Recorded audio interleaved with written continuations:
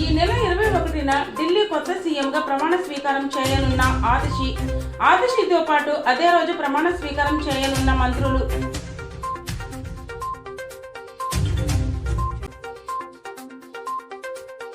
నేడు వైసీపీకి జగ్గయ్యపేట మాజీ ఎమ్మెల్యే ఉదయభాను రాజీనామా.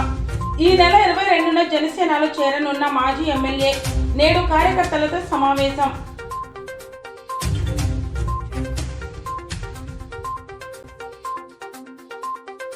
టీచర్లు కావాలని రోడ్డెక్కిన విద్యార్థులు. మాకు ఉపాధ్యాయులు లేరు, పరీక్షలు ఫెయిల్ అయితే ఎవరిది బాధ్యత? రోడ్డుపై బైఠాయించి విద్యార్థుల నిరసన. ఆసిఫాబాద్ ఆదర్శ పాఠశాల నుండి 17 మంది ఉపాధ్యాయులు బదిలీపై వెళ్లగా 2 ఉపాధ్యాయులు మాత్రమే వచ్చారని ఆదర్శ పాఠశాల విద్యార్థులు ఆరోపించారు. తాము పరీక్షల్లో ఫెయిల్ అయితే ఎవరు బాధ్యత వహిస్తారని అధికారులను ప్రశ్నించారు. తరగతి గదుల్లో పాఠాలు చెప్పే ఉపాధ్యాయులు లేక ఖాళీగా కూర్చుని ఇంటికి వెళ్లిపోతున్నామని ఆవేదన వ్యక్తం చేశారు. పాఠశాలల్లో ఉపాధ్యాయులను నియమించాలని రోడ్డుపై ఆందోళన వ్యక్తం చేశారు.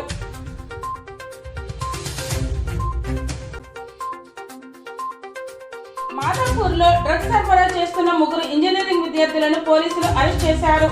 జూబ్లీ హిల్స్ లో వారిని పట్టుకున్న ఎక్సైజ్ పోలీసులు వారి వద్ద నుండి 30 LSD బ్లాక్ డ్రగ్స్ ను స్వాధీనం.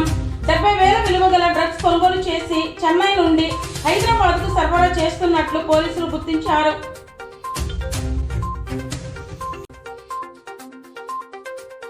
హైదరాబాద్ లో పిల్లలకు విస్కీ కలిపిన ఐస్ క్రీమ్ అమ్మారన్న ఆరోపణలతో అరకు కేఫ్పై కేసు నమోదైంది.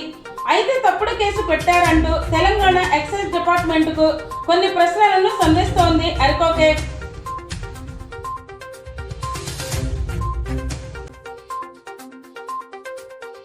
పాఠశాలలకు దసరా సెలవులు ప్రకటించిన తెలంగాణ సర్కార్. తెలంగాణలో అక్టోబర్ 2 నుండి 14 వరకు దసరా సెలవులు. తిరిగి అక్టోబర్ 15న పాఠశాలలు పునః ప్రారంభం.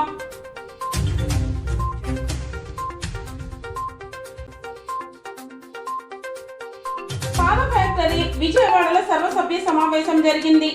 ఈ సందర్భంగా పాడి రైతులకు మరియు సేల్స్ ఏజెంట్కు వివిధ కేటగిరీలలో బహుమతులు ప్రదానం చేశారు. సమితికి అధికార పాలు సరఫరా చేసిన పాల ఉత్పత్తిదారుల కేటగిరీలో చైర్మన్ చలసాని ఆంజనేయులు తృతీయ బహుమతిని అందుకొని సమితి పాల ఉత్పత్తిదారులకు ఆదర్శంగా నిలిచారు. ఈ సందర్భంగా పాలకవర్గ సభ్యులు, సమితి అధికారులు మరియు సంఘ అధ్యక్షులు చైర్మన్ చలసానికి ప్రత్యేక అభినందనలు తెలిపారు.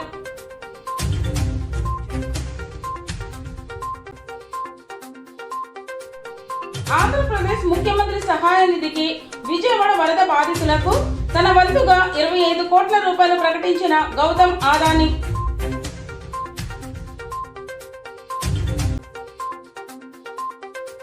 మార్కెట్లో ఎన్నో బియ్యం రకాలున్నాయి. ప్రస్తుతం సాధారణ సన్న బియ్యం ధర క్వింటాకు 5 నుండి 6,000 రూపాయలు ఉండొచ్చు. అయితే అత్యంత ఖరీదైన బియ్యాన్ని జపనీయులు పండిస్తున్నారన్న విషయం తెలుసా? జపనీస్ కిన్మెమై రైస్ కిలోకు 15,000 రూపాయలు ధర ఉంటుంది. పేటెంట్ పొందిన కిన్మెమై పద్ధతిని ఉపయోగించి దీనిని పండిస్తారు. ఈ ప్రీమియం రైస్ లో ఉన్నతమైన రుచి, పోషక విలువలు ఉన్నాయి. జపాన్ వీటిని ప్రపంచవ్యాప్తంగా ఎగుమతి చేస్తోంది.